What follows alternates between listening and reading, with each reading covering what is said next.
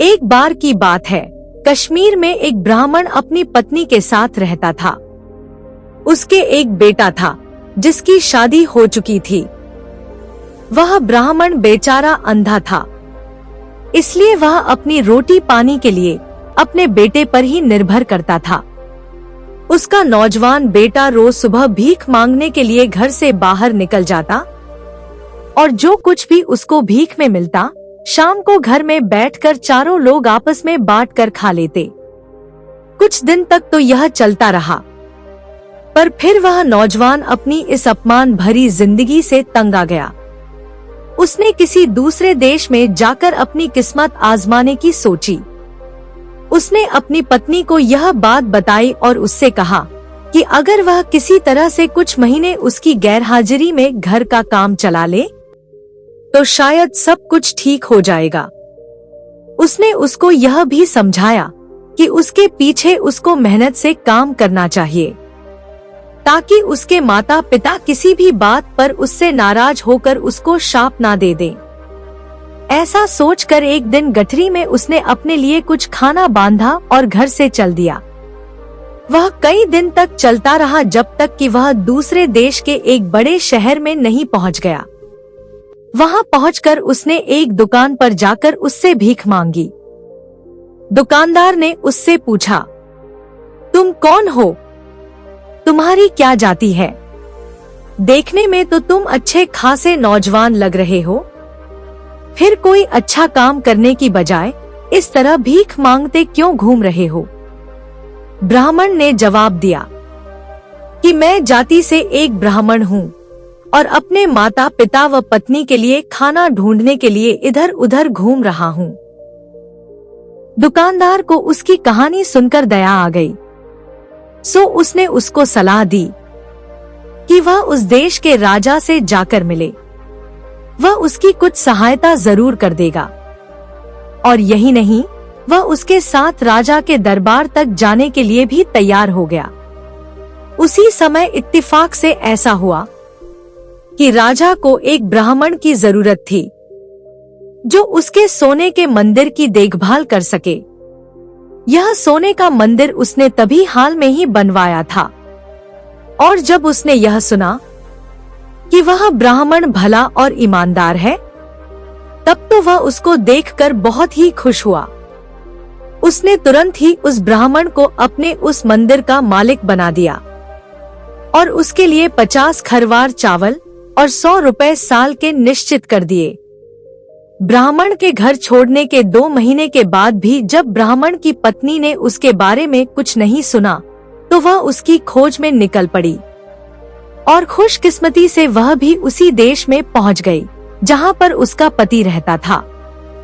वहां जाकर उसने सुना कि रोज सुबह राजा के मंदिर में एक सोने की अशर्फी उस देश के रहने वाले भिखारी को दान में दी जाती है, जो भी उसको मांगने सबसे पहले वहां पहुंच जाता है।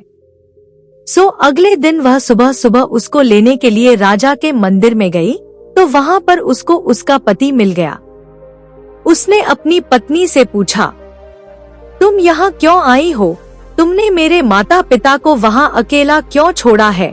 क्या तुमको इस बात की बिल्कुल भी परवाह नहीं है कि वह मुझे शाप दे देंगे और मैं मर जाऊंगा? तुम तुरंत ही घर वापस चली जाओ और वहीं मेरा इंतजार करो। पत्नी बोली, नहीं नहीं, मैं खुद को और तुम्हारे माता पिता दोनों को भूख से मरता हुआ देखने के लिए वहां वापस नहीं जा सकती। घर में चावल का एक दाना भी नहीं है। ब्राह्मण बोला, ठीक है, तुम यह लो। उसने एक कागज पर कुछ लाइनें लिखी और वह कागज उसको थमाकर बोला, इसे ले जाकर राजा को दे देना। हो सकता है वह तुमको इसके बदले में 1 लाख रुपए दे दे। ऐसा कहकर उसने अपनी पत्नी को वहां से भेज दिया। उस कागज के टुकड़े पर 4 सलाह लिखी हुई थी। पहली सलाह तो यह थी कि अगर कोई आदमी यात्रा में हो और रात को किसी अनजान जगह पर पहुंच जाए तो उसको वहां ठहरने के मामले में सावधान रहना चाहिए। कहीं ऐसा ना हो कि कि वहां के लोग उसे मार दें। दूसरी सलाह यह लिखी थी कि अगर किसी को किसी चीज की जरूरत हो तो पहले उसे अपने दोस्त को जांचना चाहिए, पर अगर उसको किसी चीज की जरूरत ना हो तो उसको अपने दोस्तों को अपने आप को जांचने नहीं देना चाहिए। कागज पर तीसरी सलाह यह लिखी थी कि अगर किसी आदमी ने अपनी बहन की शादी कर दी है और अगर वह उसको मिलने के लिए बड़ी शान शौकत से जाता है, तब तो वह उसकी इस तरह से आव भगत करेगी जैसे कि उसका भाई कोई मंत्री या सूबेदार हो। पर अगर वह गरीब हालत में जाता है तो वह उस पर नाराज होगी और उसको पहचानेगी भी नहीं।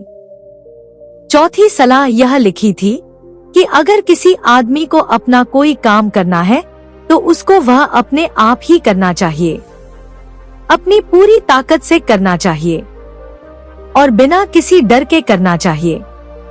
उस कागज को लेकर वह ब्राह्मणी अपने घर चली गई।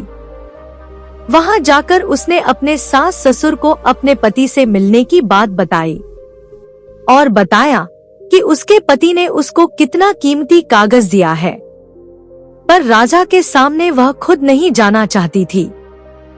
सो उसने अपने एक जानने वाले को वह कागज देकर राजा के यहाँ भेज दिया। जैसे ही राजा ने वह कागज पढ़ा तो उसने उस कागज को लाने वाले को कोड़े से मारने का हुक्म दिया और उसे वहां से भगा दिया।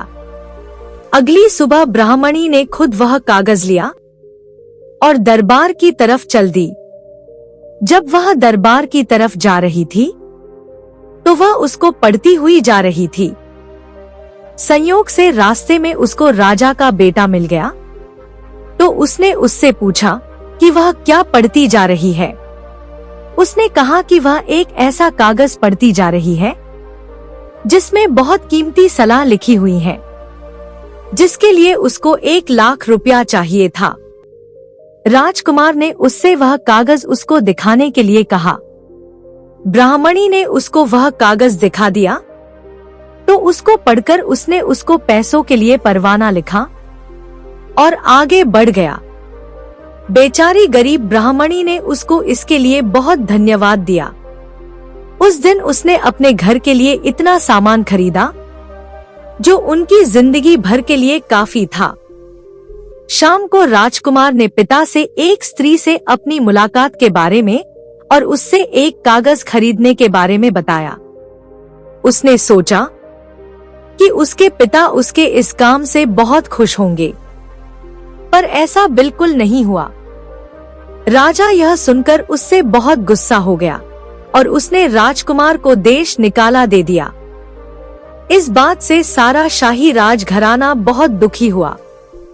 जब उन सब ने राजा का यह बेरहम हुक्म सुना कि उसने राजकुमार को देश निकाला दे दिया है, तो वे सब मन ही मन राजा को कोसने लगे, क्योंकि राजकुमार तो सबका प्यारा था, साथ में सबको उससे बड़ी बड़ी उम्मीदें थी।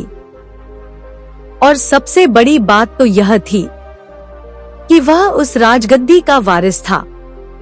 फिर भी राजा का हुक्म तो हुक्म था, सो तुरंत ही उसकी तालीम की गई। राजकुमार ने अपनी माँ को, अपने सगे संबंधियों को और अपने सभी दोस्तों को चलते समय अलविदा कहा और अपने घोड़े पर सवार होकर घर से निकल पड़ा। उसे कहाँ और किधर जाना है यह तो उसको भी नहीं पता था। रात होते होते वह एक जगह आ पहुंचा जहां उसको एक आदमी मिला। उसने राजकुमार को रात को अपने घर में ठहरने के लिए कहा, तो राजकुमार ने उसका बुलावा स्वीकार कर लिया। और जब वह वहां गया तो उसका एक राजकुमार की तरह से स्वागत किया गया। उस आदमी ने उसके सोने के लिए एक चटाई बिछा दी, उसको बहुत बढ़िया खाना खिलाया और रात को उसकी बेटी ने उसकी सेवा की। राजकुमार ने अपने मन में सोचा कि मुझे उस भले आदमी की चारों सलाहों में से पहली सलाह पर ध्यान देना चाहिए, क्योंकि पता नहीं यह आदमी रात को मेरे साथ क्या करे। मुझे आज की रात सोना नहीं चाहिए। मन में ऐसा सोचकर वह लेट तो गया मगर सोया नहीं। बीच रात में उस आदमी की बेटी उठी और अपने हाथ में तलवार लेकर राजकुमार को मारने के इरादे से दौड़ी, मगर राजकुमार तो सोया नहीं था, सो वह उठकर बैठा हो गया और तलवार के वार से बच गया। फिर उसने अगले वार से पहले ही तलवार पकड़ ली और बोला, मैंने तुम्हारा क्या बिगाड़ा है, या फिर मैं तुम्हारा क्या बिगाड़ना चाहता हूँ जो तुम मुझे मारने चली हो? अपनी तलवार संभाल कर रख लो ताकि तुम्हें उससे बाद में कोई परेशानी ना हो, जैसे कि उस राजा को हुई थी जिसने गलती से अपने तोते को मार दिया था। लड़की बोली, कौन से राजा ने? तब राजकुमार बोला, पहले तुम अपनी तलवार को एक तरफ रखो और इस कहानी को ध्यान से सुनो। एक बार की बात है, किसी नगर में एक राजा था जिसके पास एक बहुत सुंदर तोता था। राजा उसे हमेशा अपने साथ ही रखता था। राजा अपनी रानियों से बात करने से भी पहले उस तोते से बात किया करता था। एक बार उस तोते ने राजा से 1 महीने की छुट्टी मांगी क्योंकि वह अपने बेटे की शादी करने जाना चाहता था। राजा ने उसे छुट्टी दे दी और वह तोता अपने घर चला गया। घर जाकर उसने बड़ी धूमधाम से अपने बेटे की शादी की और जब शादी के बाद वापस लौटने लगा तो लौटते समय वह 2 पेड़ों की टहनियां तोड़ता लाया, जिसमें से एक पेड़ के फल खाने से कोई भी जवान आदमी बूढ़ा हो जाता था और दूसरे पेड़ के फल खाने से बूढ़ा आदमी जवान हो जाता था। वे दोनों टहनियां बागीचे में बो दी गई। धीरे धीरे वे दोनों टहनियां बढ़ने लगी और कुछ महीनों बाद बड़े पेड़ों में परिवर्तित हो गईं। समय आने पर दोनों पेड़ों पर फल लगे, पर जैसे ही वे पकने को थे तभी उस देश में एक ऐसा तूफान आया जिससे वे पेड़ नीचे गिर गए। एक बहुत बड़ा सांप भी तूफान के पानी के साथ साथ वहां आ गया। उसने अपना जहर उन पेड़ों की शाखों पर बिखेर दिया जिसका किसी को भी पता नहीं चला। तूफान के बाद जब पानी उतर गया तो उन पेड़ों को फिर से लगा दिया गया। वे पेड़ फिर से लहलहा उठे और उनमें फिर से फल आ गए। समय आने पर उन पेड़ों के फल राजा के पास ले जाए गए। राजा ने उनमें से एक पेड़ के कुछ फलों को जांचने के लिए एक कुत्ते की तरफ फेंके। कुत्ता उनको खाते ही मर गया। यह देखकर राजा बहुत गुस्सा हुआ और यह सोचते हुए कि उसका तोता उसके साथ मजाक कर रहा था, उसने उसको मारने का हुक्म दे दिया। तोते को तुरंत ही मार दिया गया। अगले साल उन पेड़ों में फिर से फल आए। तब तक उस पेड़ की शाखाओं का सारा जहर निकल चुका था। एक दिन एक बूढ़ा उधर से गुजर रहा था। उसे भूख लगी थी, सो उसने उस पेड़ से एक फल तोड़कर खा लिया। उसको खाते ही वह तो जवान हो गया। इस अजीब घटना की खबर उड़ते उड़ते राजा के कानों तक पहुंची तो उसने अपने एक नौकर को उस पेड़ के फल लाने का हुक्म दिया। उसमें से उसने कुछ फल अपने बूढ़े वजीर को दिए। वजीर ने उन्हें जैसे ही खाया तो वह भी उनको खाकर पहले जैसा ही जवान और ताकतवर हो गया, जैसा कि लोगों ने उसको 50 साल पहले देखा था। राजा ने जब यह देखा तो वह अपने तोते के लिए बहुत दुखी हुआ और अपने मन में बहुत अधिक पछताया कि उसने उसको कितनी बेदर्दी से मरवा दिया था। वह तो उसके लिए कितने अच्छे फलों की शाखाएं लेकर आया था। यह कहानी सुनाकर राजकुमार बोला, मुझे यकीन है कि तुम मेरे साथ ऐसा नहीं करोगी। लड़की बोली, नहीं, मैं तुम्हारे साथ ऐसा कदापि नहीं करूंगी। जब तक राजकुमार ने अपनी कहानी खत्म की तब तक सुबह हो चुकी थी और घर के बाकी लोग जाग गए थे। इस तरह उस दिन राजकुमार की जान बच गई। इसके तुरंत बाद ही सुबह को राजकुमार वहां से जाने वाला था, पर मकान मालिक ने उसको रोक लिया और उसको 1-2 दिन और रुक जाने के लिए कहा। सो उस दिन फिर वह वहीं रुक गया। पिछले दिन की तरह उस दिन भी खूब शान शौकत से उसकी खातिरदारी की गई। रात को उसे फिर से उसी कमरे में सोने के लिए भेज दिया गया। उस रात भी मकान मालिक की बेटी उसकी सेवा के लिए वहां आई और उस रात भी राजकुमार नहीं सोया, क्योंकि उसको डर था कि मकान मालिक की बेटी उसके साथ पता नहीं क्या करे। आधी रात को फिर वह लड़की उठी और हाथ में तलवार लिए राजकुमार की तरफ बढ़ी। राजकुमार तो जागा हुआ था। वह तुरंत उठ बैठा और बोला, मुझे मत मारो। मुझे मारने से तुमको क्या मिलेगा? अगर तुमने मुझे मार दिया तो तुम उसी तरह से पछताओगी जैसे कि एक आदमी अपने कुत्ते को मार कर पछताया था। उसने पूछा, कैसा आदमी और कैसा कुत्ता? राजकुमार बोला, पहले तुम मुझे अपनी तलवार दो, तब मैं तुम्हें उसके बारे में बताता हूँ। सो उस लड़की ने अपनी तलवार राजकुमार को दे दी और राजकुमार ने अपनी दूसरी कहानी शुरू की। एक बार की बात है, एक शहर में एक बहुत ही अमीर व्यापारी रहता था। उसके पास उसका एक पालतू कुत्ता था। अचानक यह अमीर व्यापारी बहुत ही गरीब हो गया और उसे अपने कुत्ते को छोड़ना पड़ गया। उसने अपने एक साथी व्यापारी से अपने कुत्ते के ऊपर 5,000 रुपए का कर्जा लिया और उससे एक नया काम शुरू किया। कुछ समय बाद उसके साथी व्यापारी की दुकान में चोरी हो गई और चोर उसका सारा सामान चुरा कर ले गए। मुश्किल से 10-20 रुपए का सामान ही उसकी दुकान में बचा था। वफादार कुत्ते को पता चल रहा था कि वहां सब क्या हो रहा था। सो वह चोरों के पीछे दौड़ गया और उसने वह जगह देख ली जहां उन चोरों ने वह चोरी का सामान छिपाया था। सुबह को जब व्यापारी सोकर उठा तो अपनी दुकान खाली देखकर रो पड़ा। साथ में उसके घर वाले भी रोने लगे। व्यापारी तो बिल्कुल पागल सा हो गया था।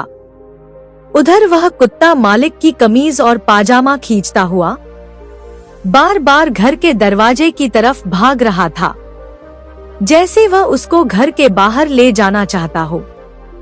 आखिर उसके एक दोस्त ने उसको सलाह दी, देखो भाई, हमें तो ऐसा लगता है कि तुम्हारा यह कुत्ता चुराई हुई चीजों के बारे में कुछ जानता है, सो उसको उसके पीछे जाना चाहिए। व्यापारी और उसके कुछ दोस्त उस कुत्ते के पीछे पीछे चल दिए। कुत्ता उनको उसी जगह पर ले गया जहां चोरों ने उसका माल छिपा रखा था। उस जगह आकर कुत्ते ने अपने पंजों से जमीन खुरचनी शुरू की और भौंकना शुरू किया, जैसे कि वह यह बताने की कोशिश कर रहा था कि सामान यहाँ नीचे छिपा हुआ है। व्यापारी और उसके दोस्तों ने वहां की जमीन खोदी और अपना सारा सामान पा लिया। उसमें कोई भी चीज खोई हुई नहीं थी। सब सामान ऐसे का ऐसा ही मिल गया। व्यापारी अपना सब सामान पाकर बहुत खुश हुआ। घर आकर उसने एक कागज पर कुछ लिखकर कुत्ते के गले में बांधा और उसको उसके पुराने मालिक के पास भेज दिया।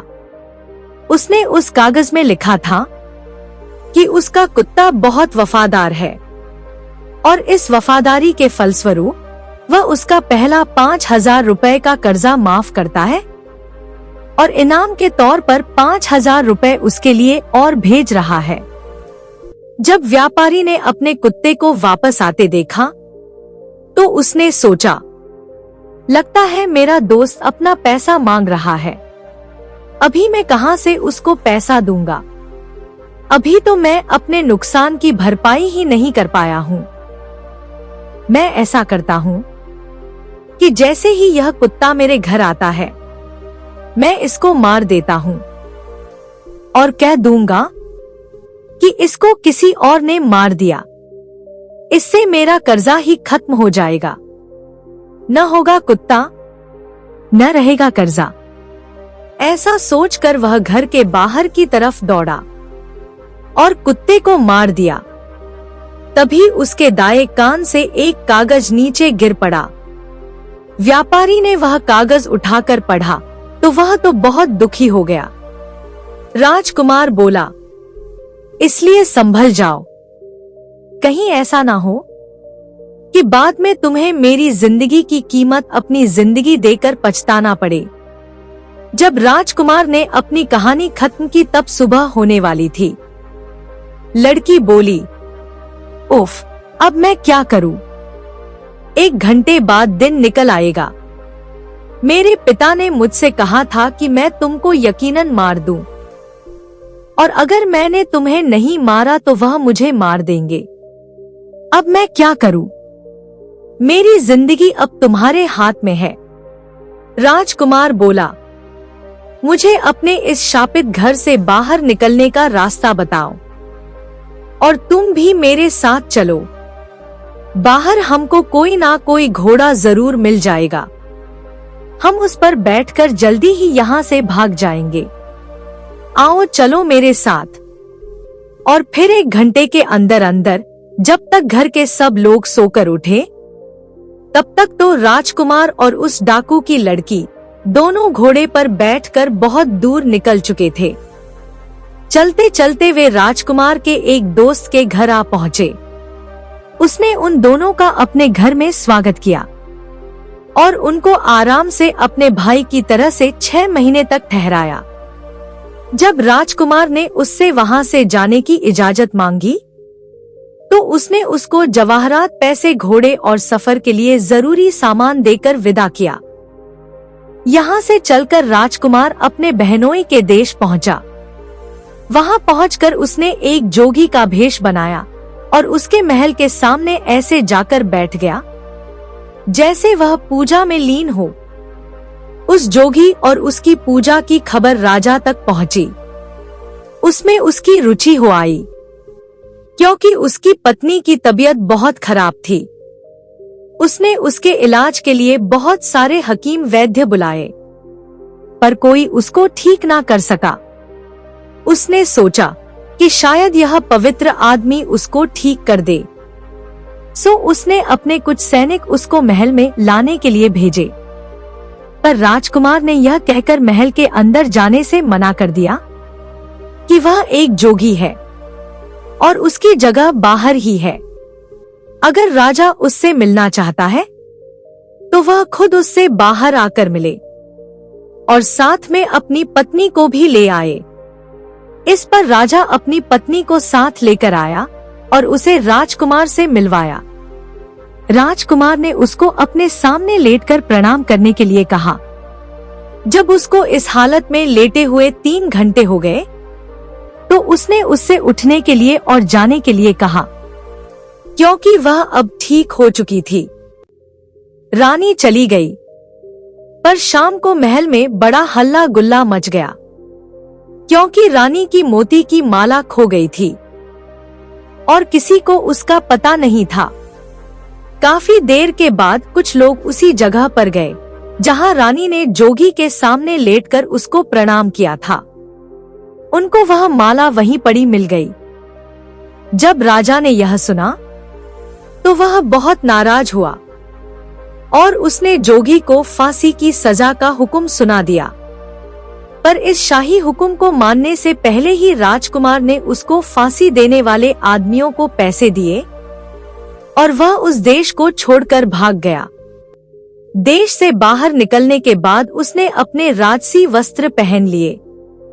एक दिन जब वह अपने कपड़े पहने घूम रहा था तो उसने देखा कि एक कुम्हार अपनी पत्नी और बच्चों के साथ एक बार हंस लेता था और फिर रो लेता था। राजकुमार को यह बात बड़ी अजीब लगी। उसने उससे पूछा, अरे यह क्या बात है? आप एक बार हंसते हैं तो दूसरी बार रोते हैं। अगर आपको हंसना है तो हंसिए और रोना है तो रोइए। कुम्हार बोला, तुम मुझे परेशान मत करो। तुम्हें इस बात से क्या लेना देना कि मैं क्या करता हूँ? राजकुमार बोला, माफ कीजिएगा, पर मैं इसकी वजह जानना चाहता हूँ। अगर आपको कोई ऐतराज ना हो तो। इस पर कुम्हार बोला, असल में बात यह है कि इस देश के राजा की एक बेटी है जिसकी उसे रोज शादी करनी पड़ती है, क्योंकि रोज ही उसका पति उसके साथ रहने पर मर जाता है। इस तरह से करीब करीब सारे जवान लड़के मर गए हैं। अब हमारे बेटे की बारी भी जल्दी ही आने वाली है। हम इस अजीब सी बात पर हंसते हैं कि एक कुम्हार के बेटे की शादी एक राजकुमारी से होगी, और इस शादी के भयानक परिणाम को सोच कर रो पड़ते हैं। हमारी समझ में नहीं आ रहा कि हम क्या करें। राजकुमार सोचते हुए बोला, यह तो सच में हंसने रोने की बात है, पर अब आप रोइए नहीं।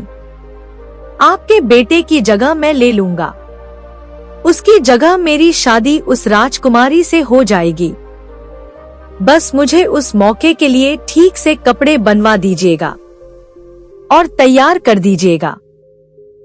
कुम्हार ने उसके लिए बढ़िया से कपड़े और कुछ गहने बनवा दिए और फिर शादी के लिए महल भेज दिया।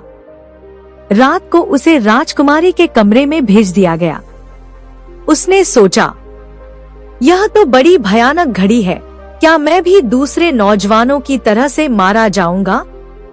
उसने अपनी तलवार कसकर अपनी मुट्ठी में पकड़ ली और इस इरादे से अपने बिस्तर पर लेट गया कि आज की रात वह सोएगा नहीं और देखेगा कि रात में उसके साथ क्या होता है। वह चौकन्ना होकर चारों तरफ देखता रहा। आधी रात में उसने देखा कि राजकुमारी के नथुनों से 2 सांप निकले और उसकी तरफ उसको मारने के लिए बढ़ने लगे, जैसे शायद उन्होंने पहले कुछ नौजवानों को मारा होगा। पर यह राजकुमार तो पहले से तैयार था। उसने अपनी तलवार कसकर पकड़ ली। जैसे ही वे उसके बिस्तर पर आए, उसने अपनी तलवार से उन दोनों को काट दिया। सुबह को राजा उसकी खोज खबर लेने के लिए आया तो यह देखकर बड़ा आश्चर्यचकित हुआ कि यह नौजवान तो जिंदा था और उसकी बेटी से बात कर रहा था। उसने सोचा, यह जरूर ही मेरी बेटी का पति होगा, क्योंकि वही उसके साथ रह सकता है। राजा कमरे में घुसा और उससे पूछा, तुम कहां से आए हो और तुम हो कौन? राजकुमार बोला, मैं फला फला देश के राजा का बेटा हूं। जब राजा ने यह सुना तो वह बहुत खुश हुआ और उसको अपने महल में रख लिया। राजकुमार राजा के पास 1 साल से भी ज्यादा रहा। फिर उसने अपने देश जाने की इजाजत मांगी। राजा ने उसको उसके पिता के लिए भेंट में हाथी घोड़े, हीरे जवाहरात और बहुत सारी सोने की मोहरें देकर उसे विदा किया। अब राजकुमार वहां से चल दिया। रास्ते में वह अपने बहनोई के देश से होकर गुजरा तो उसके देश में आने की खबर राजा को लगी। वह राजकुमार के सामने आया और बहुत ही विनम्रता से उसको अपने महल में ठहरने के लिए कहा। जब राजकुमार महल में ठहरा हुआ था तो उसने अपनी बहन को देखा। इस समय उसकी बहन ने भी उसकी खूब खातिरदारी की। जब राजकुमार वहां से वापस चला तो उसने अपनी बहन को बताया कि जब वह पहले वहां आया था तो उसने और उसके पति ने उसके साथ कैसा व्यवहार किया था, फिर वह कैसे वहां से बचकर भाग निकला था। उसने अपनी बहन को 2 हाथी, 2 शानदार घोड़े, 15 सिपाही और 10 लाख के हीरे जवाहरात दिए और वहां से चलकर वह अपने पुराने दोस्त के घर गया जिसने उसके साथ बहुत अच्छा बर्ताव किया था। उसने उसके घर से कुछ दूरी पर अपना कैंप लगाया और अपने दोस्त को अपने पास बुलाया, पर उसका दोस्त उससे मिलने जाए ही नहीं। पूछने पर कि वह उससे मिलने क्यों नहीं जा रहा, वह बोला क्योंकि अब उसको मेरी सहायता की जरूरत नहीं है। यह सुनकर राजकुमार खुद उससे मिलने के लिए उसके महल पहुंचा और उसको अपनी जरूरत के समय सहायता करने के लिए बहुत बहुत धन्यवाद दिया। इसके बाद वह अपने घर गया और अपने माता पिता को अपने आने की खबर दी। पर अफसोस कि अपने बेटे को बाहर निकाल देने के बाद वे उसकी जुदाई में रोते रोते अंधे हो गए थे। राजा बोला, उसको अंदर ले आओ। वह जब अपना हाथ हमारी आंखों पर रखेगा तब हम फिर देखने लगेंगे। राजकुमार अंदर आया तो बूढ़े माता पिता ने उसका बड़े प्यार से स्वागत किया। उसने अपने दोनों हाथ अपने माता पिता की अंधी आंखों पर रखे तो उनको फिर से दिखाई देना शुरू हो गया। तब राजकुमार ने राजा को अपनी सारी कहानी सुनाई और बताया कि किस प्रकार वह उस ब्राह्मणी की सलाह मानकर कितनी बार मौत के मुंह से बचा था। राजा ने उसको बाहर निकाल देने पर अपना दुख प्रकट किया और फिर सब खुशी खुशी शांति से रहने लगे। दोस्तों, आपको यह कहानी कैसी लगी हमें कमेंट करके जरूर बताइएगा और हमारे चैनल को सब्सक्राइब भी जरूर कर लीजिएगा। धन्यवाद दोस्तों।